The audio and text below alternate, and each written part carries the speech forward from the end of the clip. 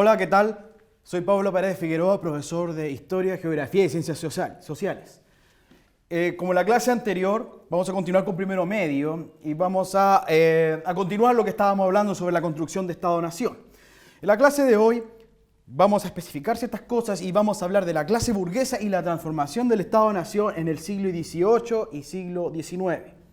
Como vimos en la clase pasada, haciendo un resumen bien breve, vimos cómo afloran los conceptos de nación y cómo va transformándose la sociedad europea, ¿ya? En la transición tanto de la Edad Media a la Edad Moderna, e incluso hasta nuestros días. Para iniciar la clase, vamos a instalar 3 preguntas breves de qué es lo que ustedes entienden por este tema. Primero, ¿qué entienden ustedes por burguesía? Lo más probable es que ustedes, queridos y queridas estudiantes, habrán escuchado ese concepto. Los burgueses, la burguesía, sí, lo más probable es que esté dentro de sus cabecitas. Así que háganse esa pregunta y traten de definirla. Ya lo vamos a ir viendo, por supuesto, con el desarrollo de la clase. Número 2, ¿qué tipos de sujetos componen la burguesía? ¿Ya? La burguesía está compuesta por una diversidad de personas, por supuesto, y que tienen características bien en comunes, que los vamos a ir viendo. Eso traten de definirlo también en sus casas. Y otra pregunta, ¿cuál es la importancia de los burgueses en la historia moderna occidental? ¿Por qué el sistema educacional quiere que yo, profesor de historia, le enseñe esta temática o le enseñe sobre la clase burguesa? ¿Y qué tiene que ver con el desarrollo de los estados? Mucho y muy importante. Veamos con las fotos. ¿Qué tenemos acá? Miren. Pepe Mujica, expresidente de Uruguay. ¿Saben con quién está conversando? Con un gran empresario estadounidense, se llama David Rockefeller. Bueno, Rockefeller debe ser uno de los empresarios más poderosos a nivel mundial. Y acá, en el contexto de la Asamblea de la ONU en el año 2013, bueno, Mujica se instaló a conversar con él. Ya, por lo que tengo entendido, estaban hablando sobre el tema de la legalización de la marihuana. Ya, entonces, claro, Uruguay es vanguardista en ese sentido aquí en Latinoamérica, con la legalización de dicho estupefaciente. Bueno, ¿por qué estará con él acá? Bueno, muchas razones tienen que haber. ¿Quién sabe? Miren acá, el abrazo de Maipú, de Pedro Subercaseaux, 1908. Bueno, ¿qué tiene que ver el abrazo de Maipú con los burgueses? Mucho. ¿Ustedes sabían que O'Higgins era un burgués? Era un criollo burgués. Claro, él tuvo la posibilidad de poder ir a estudiar a Europa antes del periodo de la independencia. Por algo O'Higgins y muchos más, como José Miguel Carrera también, sabían ya de las ideas burguesas y de la transformación que tenía que tener la colonia chilena para independizarse. Ellos lo tenían claro. Y aquí tenemos a San Martín. También era de las mismas características que O'Higgins. Quizás ese símbolo no lo conocen mucho. Es el símbolo del Instituto Nacional. Es una escuela o colegio que está instalado en Santiago. Es histórico. Es del año 1813, o sea, es del periodo de la independencia. José Miguel Carrera funda el Instituto Nacional con el fin de difundir la cultura burguesa. Y no solamente su cultura, los valores. Los burgueses señalaban que a través de la escuela podíamos transmitir esos valores. Esta imagen es directa. La prensa burguesa miente. ¿Qué tendrá que ver con esto? Lo vamos a ir viendo ya a medida que vayamos avanzando en el desarrollo. Coloqué esta imagen por la sencilla razón de que ustedes comiencen a enlazar cabos. ¿Ya? Eso lo vamos a ir viendo al final de la clase y se van a dar cuenta. Y comienza de la siguiente manera. Desarrollo. Objetivo de la clase. Describir a través de un mapa conceptual los conocimientos importantes sobre la burguesía, sus orígenes, valores, su influencia cultural y poder sobre la transformación de Estado-Nación tanto en Europa como en América. Eso es lo que vamos a hacer. Entonces, ustedes en la casa empiecen a idear un mapa conceptual. Quizás muchos no lo han aplicado o sí, inténtenlo de todas maneras. Ya voy a mostrar una forma o un borrador sobre esta materia con un mapa conceptual. ¿Ya? Por supuesto, de alguna manera vamos a ir viendo cómo se los puedo enviar a todos y a todas ustedes. Bueno, el mapa conceptual, sencillo, es una técnica de síntesis temática o método de estudio muy utilizado por los estudiantes. Es muy valioso el mapa conceptual, sirve muchísimo para el estudio, porque uno va hilando conceptos y se van entrelazando unos a otros y uno se da cuenta que hay una telaraña de relaciones entre conceptos. Entonces uno se graba el concepto y es muy fácil de aprenderlo. Traten de aplicarlo. Yo les voy a mostrar un borrador. Este es un borrador vacío que después los voy a mostrar lleno, ¿ya? Y lo voy a ir explicando. Clase burguesa. Partamos por todo esto. ¿Qué es la clase burguesa?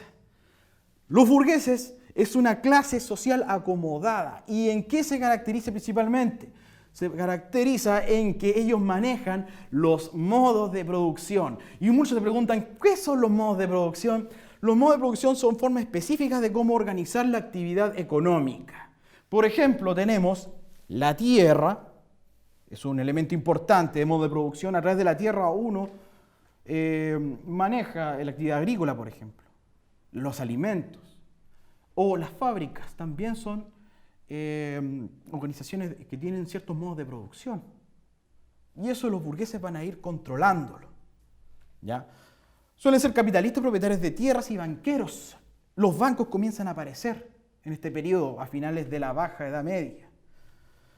Comercio es la gran actividad económica de la clase burguesa. A través del comercio y el crecimiento del mercado, el burgués comenzó a acumular capital. Y si el burgués acumulaba capital, también tenía la posibilidad de tener poder económico.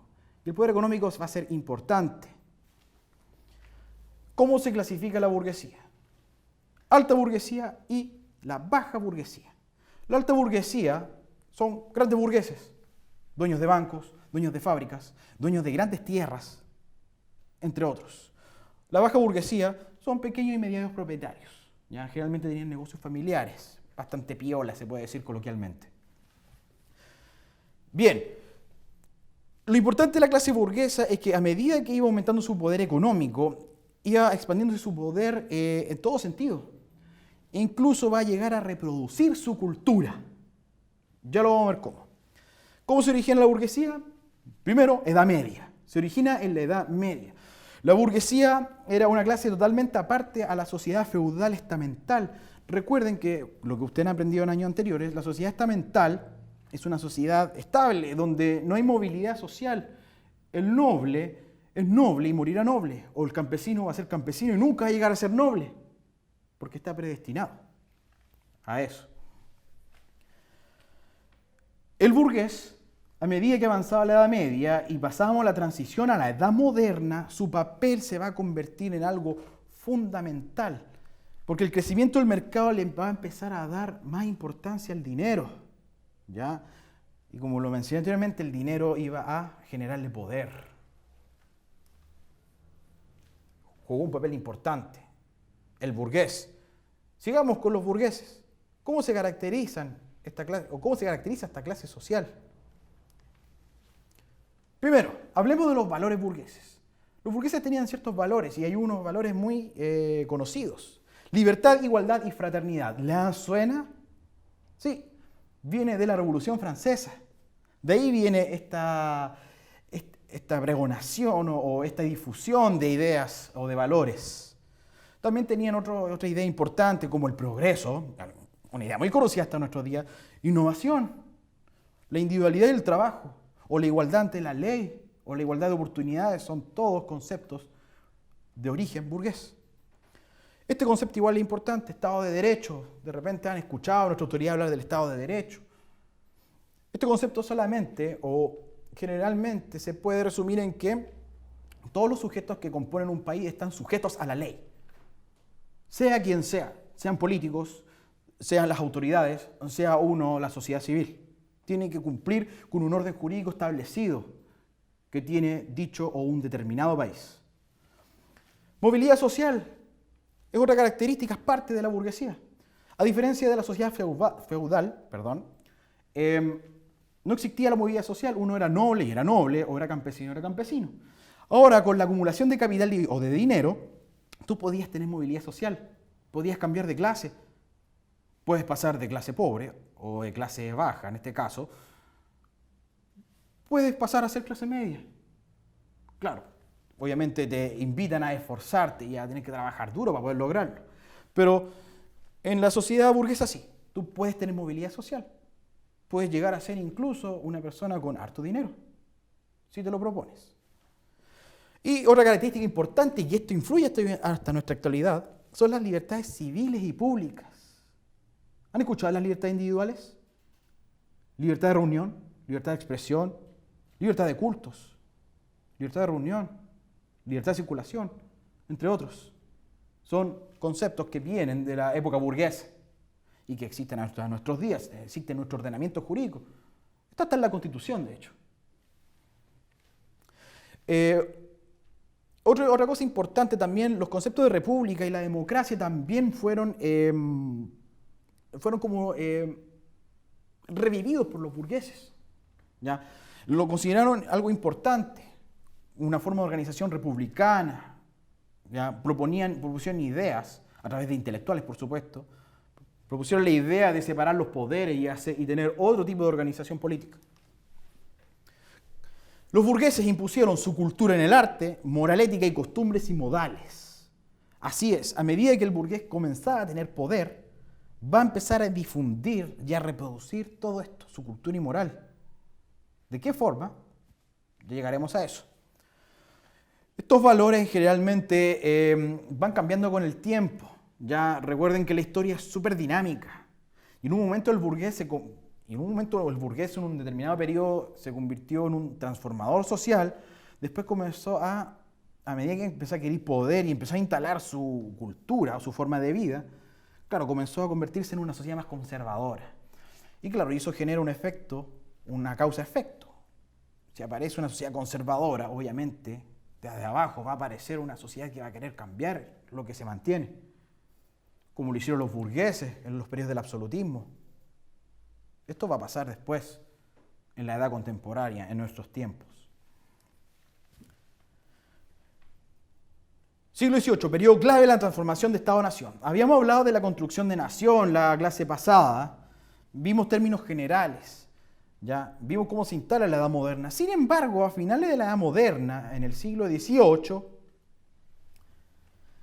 va a aparecer un movimiento intelectual que va a criticar el absolutismo.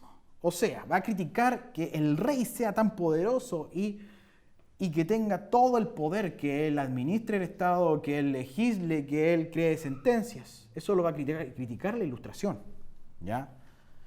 Es un movimiento intelectual burgués y ellos van a comenzar a criticar el absolutismo, ¿ya? Ojo, no es que abogaban por más democracia, ellos solamente deseaban terminar o ponerle un párale a tanto poder absoluto que tenían los reyes. Y por eso propusieron la separación de poderes, por ejemplo, la democracia, la idea de república, entre otras.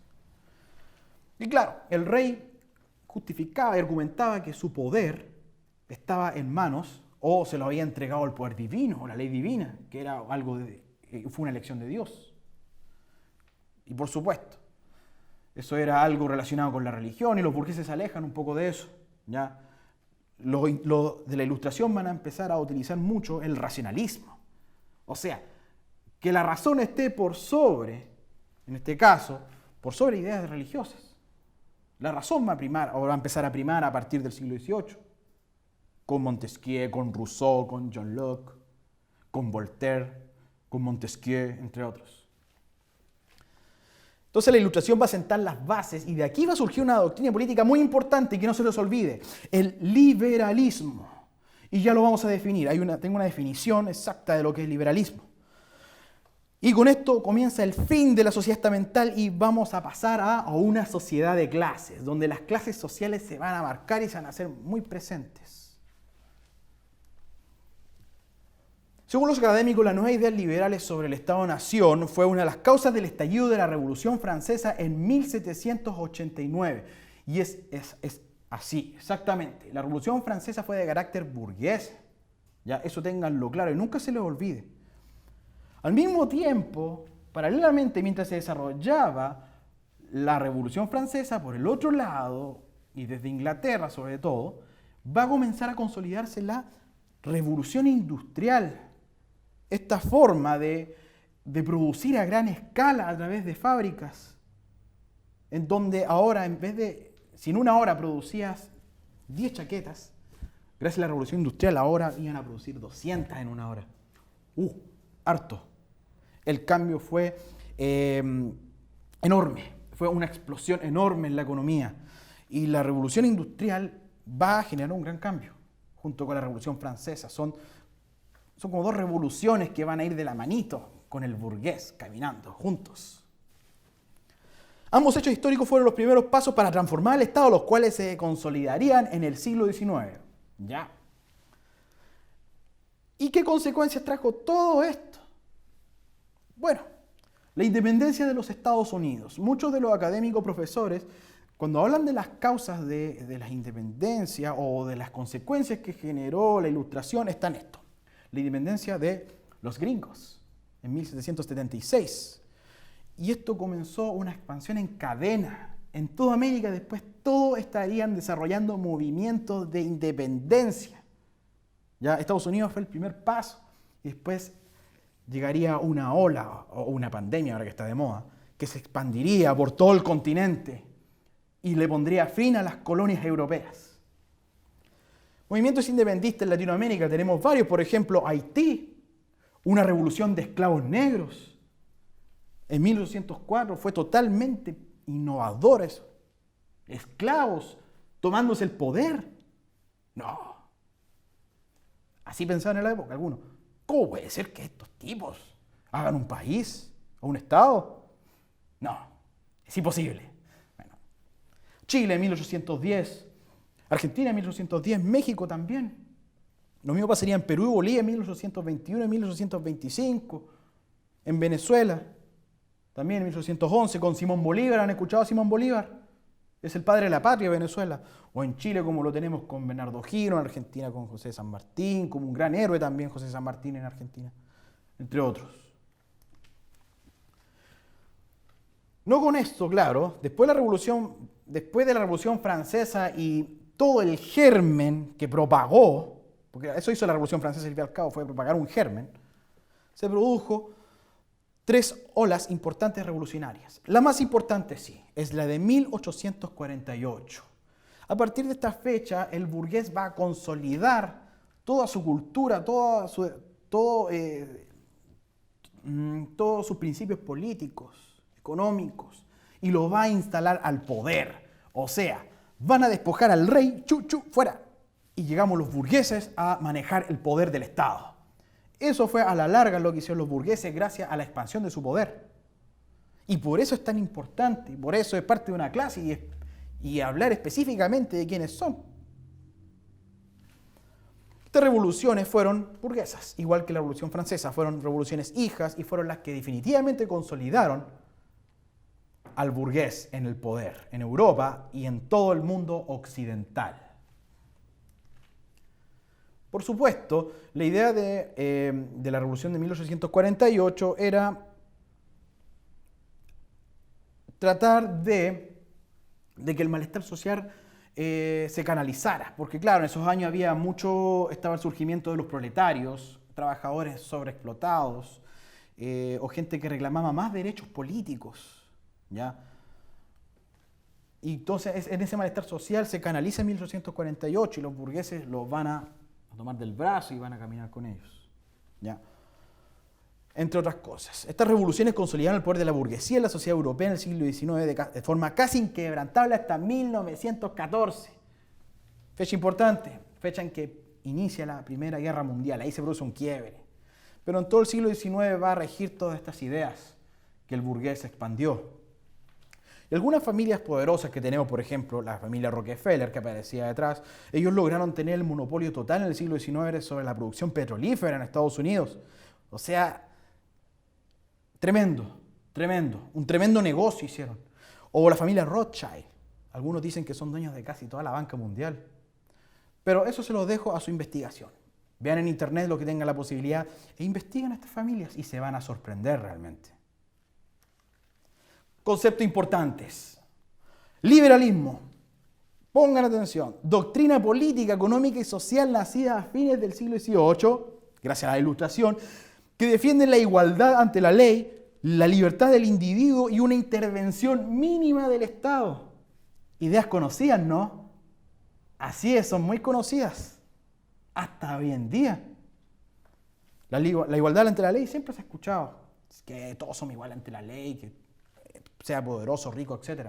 O las libertades del individuo, o la libertad de expresión, lo de derecho a reunión, o la libertad de circulación pública, que en este momento está cortado por los toques de queda, ahora uno después de las 10 de la noche no puede salir. Nuestra libertad de circulación fue restringida.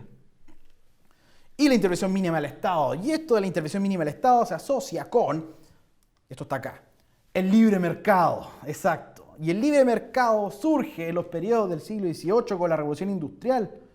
De hecho, uno de los padres de la economía, Adam Smith, habló mucho del libre mercado. Y es un sistema en donde se fijan los precios, en donde existe ley económica como la ley de oferta y la demanda. Por ejemplo, las mascarillas. No tengo mi mascarilla en estos momentos. Las mascarillas, en estos tiempos de pandemia, su precio se disparó. ¿Por qué se disparó?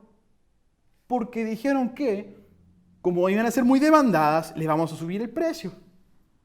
Así es, se sube el precio por la alta demanda. Y eso lo volvió más cara. Ahora una mascarilla, una caja te podía costar 5.000 pesos, ahora cuesta como 40.000 pesos. Eso es libre mercado. A través de leyes económicas, como la ley de oferta y la demanda, se manejan y se establecen esos precios. Y eso rige hoy en día en la actualidad. Otro concepto importante, el abolicionismo. Doctrina que defiende la abolición de una ley o de una costumbre en especial. El abolicionismo se asoció con la abolición de la esclavitud. Para los burgueses no servía la esclavitud. Y por eso, a partir del siglo XIX, empezaron a abolirla. Y de hecho, en Estados Unidos hubo una guerra civil gracias al abolicionismo. Una guerra civil muy famosa, la guerra de secesión, Abraham Lincoln, los del norte versus los de la Confederación del Sur. Eso lo pueden investigar igual, cómo sucedió esa guerra. Y otro concepto importante que hablamos, la libertad de expresión, circulación, la libertad de cultos. Los burgueses van a comenzar a separar la iglesia del Estado, ¿ya? Porque antes el Estado y la iglesia estaban juntos. Ahora no, la idea del burgués era separar esas ideas. La separación de poderes, que ya lo habíamos hablado, poder ejecutivo, legislativo, poder judicial. La democracia de tipo burguesa va a empezar a surgir en el siglo XIX. Y por supuesto la ampliación de la ciudadanía, esto también va a ser un concepto que va a germinar junto con el desarrollo de la vida o de los preceptos burgueses en el Estado. Muchos van a empezar a demandar una amplitud de ciudadanía. De hecho, muchos no tenían derecho a voto en el siglo XIX. Te exigían una renta mínima. Si no ganabas una renta mínima, no tenías derecho a votar. Eso en la actualidad no existe. Ahora todos podemos votar, aunque no gane ni un peso, pero igual tengo derecho a voto. Y eso fue ampliándose. Y eso fue una batalla que se fue llevando a cabo en el periodo del siglo XIX. Porque claro, todo genera una causa-efecto. ¿Ya? Los burgueses se instalan en el poder y claro, va a haber una clase o una sociedad que se va a sentir marginada de esas ideas y va a empezar a reclamar por más derechos. Bien, aquí pueden observar este mismo mapa conceptual, que a todo esto podemos ver de qué manera se los puedo enviar. ¿Ya? Esto fue este mapa lo hice yo, está hecho bajo mi pulso. Bueno, rápida explicación. La burguesía se origina en la Edad Media, en aproximadamente los siglos II y XIII. ¿Qué es la burguesía? Es una clase acomodada. Entre paréntesis, esto es como una especie de resumen de lo que hemos hablado. Entonces, ¿qué tipo de actividad tiene la burguesía? El comercio a través de la artesanía o la venta de hortalizas, entre otras cosas. Y eso va a acumular capital. El burgués va a acumular capital y va a tener mucho dinero. Y se clasifica en burgués bajo, que es un pequeño y mediano propietario, y un alto burgués. Luego, esa acumulación de capital le va a generar, dentro de la transición feudal, en el siglo XVI a la Edad Moderna, le va a dar más poder económico y poder político, ¿ya? Y eso, y tanto el poder económico y político, se va a asociar con los estados-naciones nacientes. Porque el rey iba a necesitar lucas para poder afianzar su poder dentro del Estado. Y por eso se va a empezar a asociar con el poder económico que empiezan a tener los burgueses, y a su vez el burgués iba a relacionar socialmente con esta sociedad estamental. con los nobles, por ejemplo. De hecho, hubieron nobles que comenzaron a empobrecerse en un periodo y muchos de esos nobles tuvieron que romper con toda su sociedad estamental y casarse con burgueses para no quedar más pobres que las ratas. Por supuesto, como el poder del rey y la nobleza se consolida, ¿qué también se consolida o se afianza o se solidifica? El absolutismo. Y la clase pasada vimos lo que era el absolutismo, es el poder total que ejerce un rey en un estado. ¿Ya? Y eso a su vez, el absolutismo, va a generar críticas después ya de tantos siglos, ya se van a crear críticas y van a hacer la ilustración. Y de aquí, de la ilustración hacia abajo, se va a generar un sinfín de consecuencias que afectan hasta nuestros días, ¿ya? Hasta la actualidad.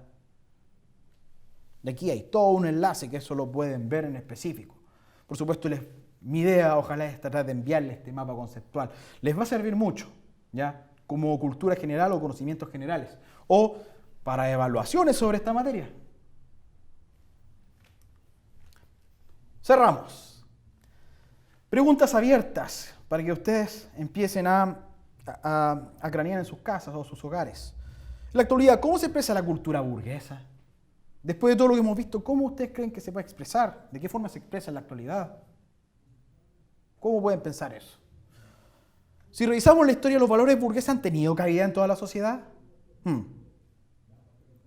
Puedo tener una respuesta yo, pero claro, son preguntas abiertas, se las voy a dejar a ustedes para que comiencen a pensarlas, a pensar los contenidos que se han visto. Hoy en día, ¿cuál ha sido la gran problemática de estos conceptos burgueses? ¿Qué problemáticas pueden haber con todos estos valores, la cultura burguesa, el Estado burgués? Pueden ser muchas.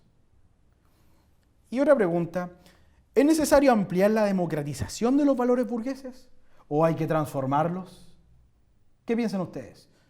¿Habrá que transformar estos nuevos preceptos burgueses que vienen de hace siglos y que todavía existen en el siglo XXI?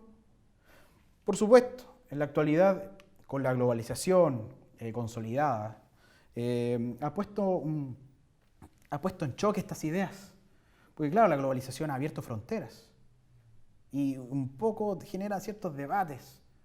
O nos hacemos más globalistas o afianzamos más nuestra nación o nuestro rancho. Son una serie de cuestionamientos y preguntas que se pueden hacer uno en base a lo que hemos aprendido ahora. Y si ustedes se dan cuenta, son conceptos que existen todavía y que se aplican. Por eso la clase burguesa y aprender esto es importante. Son sistemas que generó esta clase y que todavía nos rigen en la actualidad. Después de tantos siglos, ya estamos en el año 2020. Es harto tiempo. Por supuesto, los procesos históricos siempre son largos. No es que en algún momento, Chile se independizó, no sé, 1818, 5 de abril, abrazo Maipú, Chile por fin derrota a los españoles, y no es que de ahí en adelante ya Chile es independiente. No, a Chile le costó mucho ser un país estable, muchas décadas y guerras civiles. No es un proceso que a rajatabla empieza el tiro, no. La historia siempre es un proceso lento, muy lento. Eso. Estas preguntas están para sus cabecitas y ver cómo las puedan responder. Eso quedará a su criterio, ¿ya? Lo que yo no me voy a ampliar mucho más en este tema, por supuesto, porque lo dejaré abierto, ¿ya? Así que, queridos y queridas estudiantes, llegamos al final de la clase. Bueno, aquí vemos a dos históricos de Chile. Ricardo Lagos fue presidente de Chile y tenemos a Sebastián Piñera, que es actual presidente de Chile. ¿Serán burgueses ellos? No sé. Se puede responder dependiendo de lo que hemos aprendido. Lo dejo ahí. Eso sería todo, queridos y queridas estudiantes. Nos vemos en la próxima clase.